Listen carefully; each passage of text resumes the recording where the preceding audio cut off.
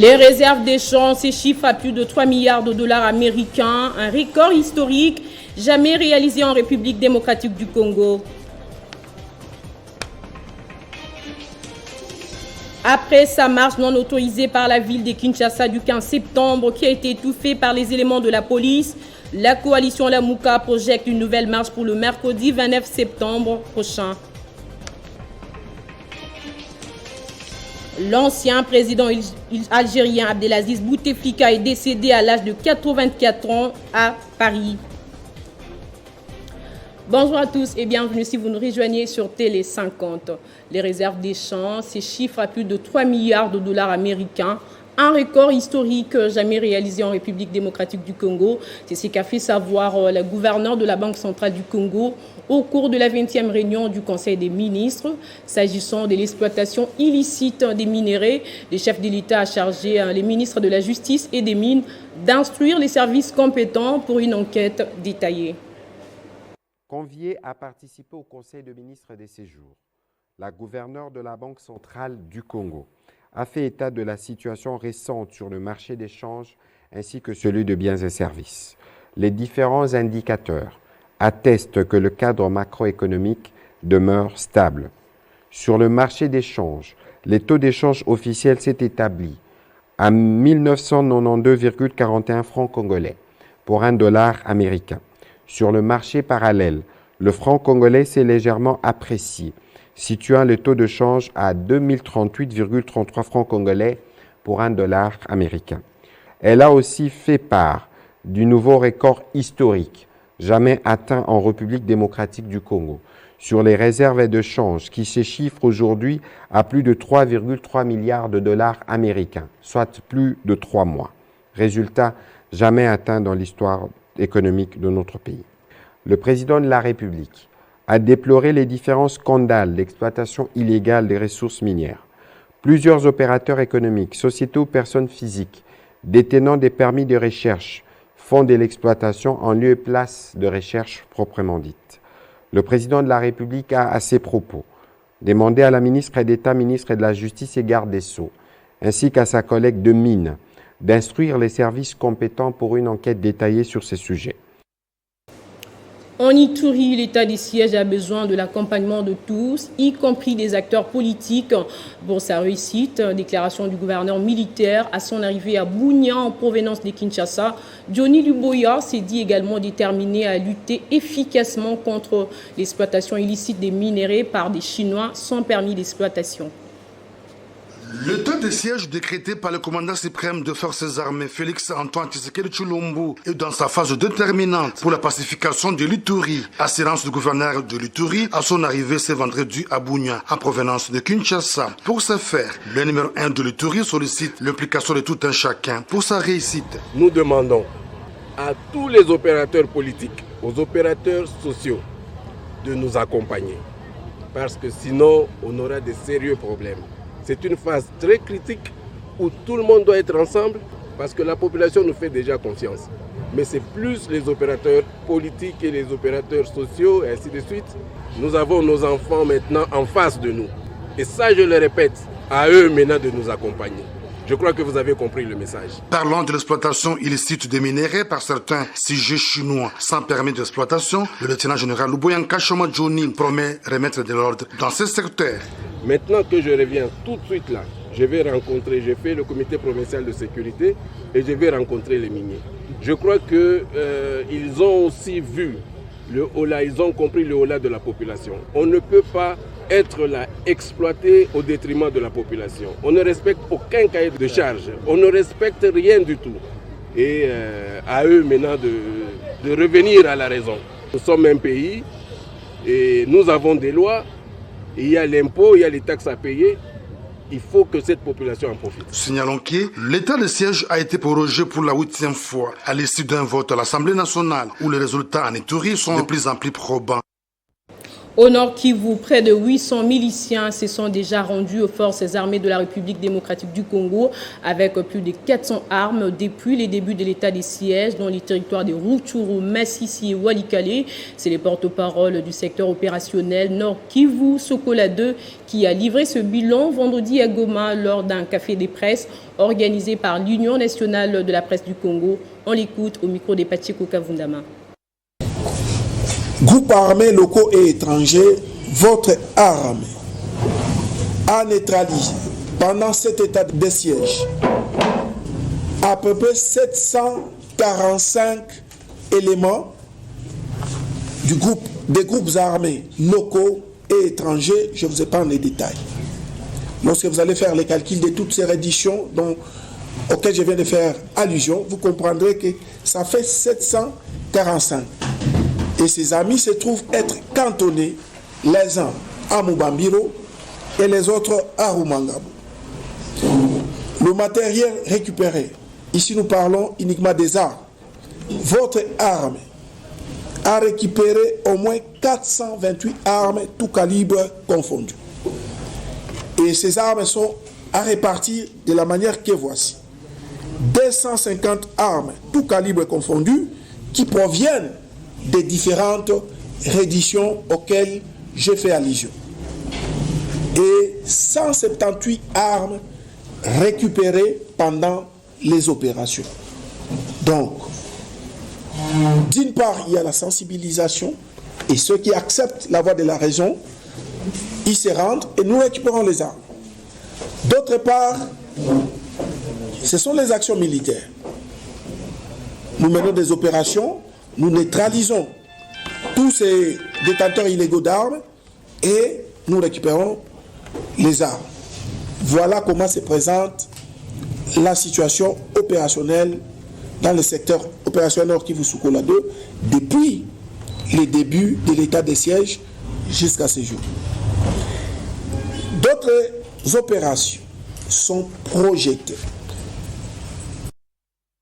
Dans l'actualité également, le Sénat a saisi le Premier ministre pour évaluer l'état des sièges après l'adoption vendredi du projet de loi portant autorisation de la prorogation de l'état des sièges pour la 8e fois dans les provinces du Nord Kivu et de l'Ituri. C'est au cours de la séance plénière dirigée ce vendredi par Modeste Batulukebo, le président du bureau de la Chambre haute du Parlement, que la décision a été prise. Sur 109 sénateurs qui composent le Sénat, 88 ont pris part au vote. Tous ont voté à l'unanimité ce projet de loi transmis au Sénat par l'Assemblée nationale en seconde lecture. Au cours de la même plénière, le président du Sénat a informé les sénateurs que le Premier ministre Jean-Michel Samaloukonde a été saisi par le bureau du Sénat afin de procéder à l'évaluation de l'état de siège. Quelques membres du gouvernement concernés par cette question seront invités incessamment pour être auditionnés au cours d'une plénière. Nous avions saisi le Premier ministre pour demander à ce qu'il désigne les membres du gouvernement qui doivent procéder avec nous à l'évaluation de l'état de siège. J'ai reçu la réponse du Premier ministre qui a désigné le vice-premier ministre, ministre de l'Intérieur, Sécurité, Décentralisation et Affaires coutumières, la ministre d'État à la Justice et Garde des Sceaux, et le ministre de la Défense nationale et ancien combattant.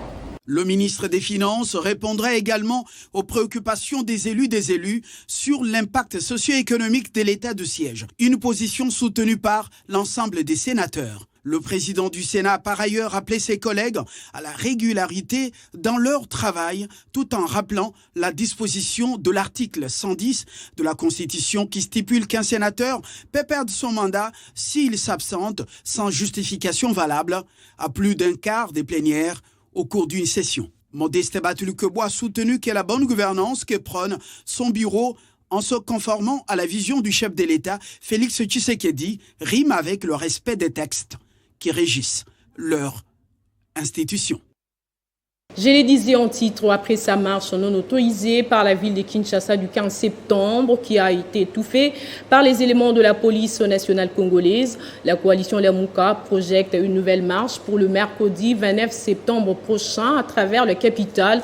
Ces leaders de Lamuka ont déjà saisi le gouverneur de la ville et l'ont annoncé au cours d'un point de presse où ses opposants au pouvoir du président de la République ont aussi dénoncé la répression de leurs manifestations. Selon la correspondance adressée au chef de l'exécutif provincial, la marche du 29 septembre se déroulera dans le respect de gestes et barrières et partira du quartier 3 dans la commune de Massina à partir de 8h30 en passant par le boulevard Lumumba pour déboucher au palais du peuple à 16h. Rappelons qu'ils veulent dire non à la politisation de la commission électorale nationale indépendante. Jusqu'où ira l'affaire du parc agro-industriel Boukangalonzo? En tout cas, les dossiers prennent de plus en plus une dimension internationale. Ténès, le très célèbre avocat Antoine Veil, l'homme de main du ministre français de la Justice, qui fait partie de la défense de l'ancien Premier ministre Augustin Matata Ponyo. Beaucoup se posent des questions si l'avocat pourra obtenir les visas pour Kinshasa au regard de l'ampleur politique et rêvée cette affaire. Je vous propose de suivre sa réaction au micro de nos confrères de RFI. Du Congo, l'ancien Premier ministre Augustin Matata Ponyo sera bientôt jugé.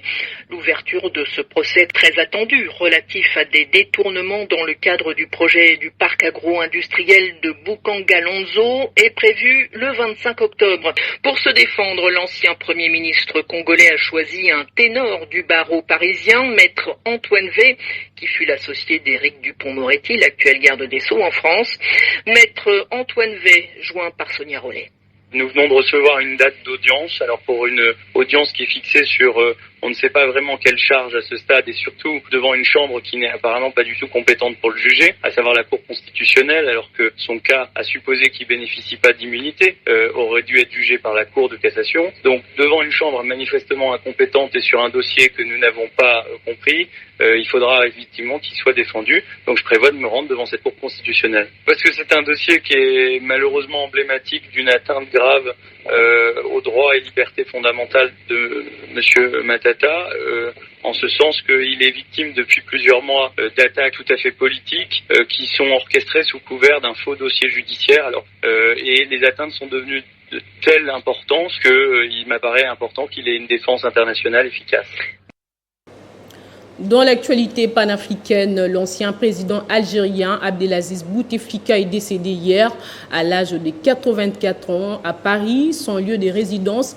D'après la présidence algérienne, il avait passé toute sa carrière dans les sphères du pouvoir avant d'être contraint à la démission par un vaste mouvement de contestation populaire et par l'armée en 2019. Omniprésent dans la vie politique algérienne durant des décennies, mais devenu quasi invisible depuis qu'il a été victime d'un accident vasculaire cérébral.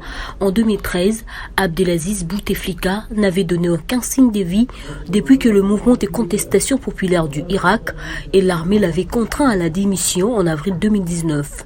Il était resté retranché dans sa résidence médicalisée de Zeralda, située à l'est d'Alger. Depuis son AVC, l'ancien président algérien faisait constamment l'objet de rumeurs sur sa santé et sur sa mort. Arrivé au pouvoir en 1999, auréolé d'une image de sauveur dans un pays déchiré par une guerre civile, il en avait été chassé 20 ans plus tard, après 6 semaines d'un mouvement de contestation populaire inédite. Le chef d'état-major de l'armée et vice-ministre de la Défense, le général Ahmed Gaïd Salah, l'un de ses fidèles soutiens, a fini par le lâcher et les sommer de démissionner. Abdelaziz Bouteflika finit par jeter l'éponge le 2 avril 2019 après une improbable tentative de briguer un 5e mandat malgré l'attaque cérébrale qu'il avait clouée sur un fauteuil roulant et rendu aphasique 6 ans plus tôt. Cette candidature avait été perçue comme l'humiliation de trop par des millions d'Algériens, souvent jeunes et décrits à tort comme résignés. Il avait été élu pour la première fois en 1999, puis constamment reconduit dès les premiers tours avec plus de 80% de voix en 2004, 2009 et 2014. Et ce 5e mandat semblait acquis aux yeux de son clan, formé autour de son frère Saïd, puissant conseiller de l'ombre en prison depuis mai 2019. Né le 2 mars 1937 à Oudja, Bouteflika rejoint dès 19 ans l'armée de libération nationale qui combat la puissance coloniale française. À l'indépendance en 1962, il est à 25 ans ministre des Sports et du Tourisme avant d'hériter un an plus tard du portefeuille convoité de la diplomatie qu'il conserve jusqu'en 1979, une époque où l'Algérie s'affiche en leader du tiers-monde. Place au rappel des titres. Les réserves d'échange se chiffrent à plus de 3 milliards de dollars américains, un record historique jamais réalisé en République démocratique du Congo.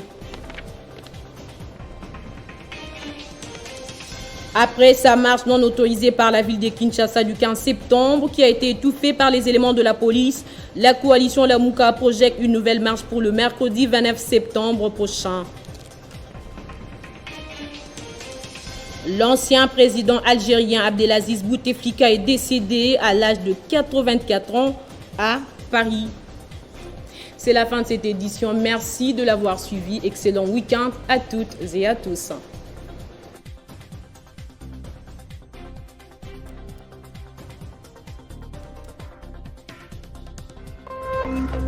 Téléchargez les infos Télé 50 sur www.télé50.cd.